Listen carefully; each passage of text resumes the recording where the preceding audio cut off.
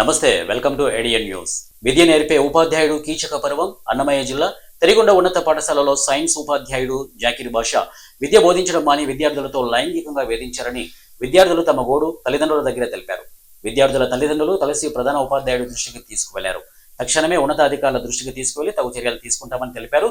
దీంతో తల్లిదండ్రులు శాంతించి వెళ్లిపోయారు. కానీ ఇలాంటి చర్యలు పునరావృతం కాకుండా ఉన్నతాధికారులు జాగ్రత్తలు తీసుకోవాలని తల్లిదండ్రులు వాపోయారు.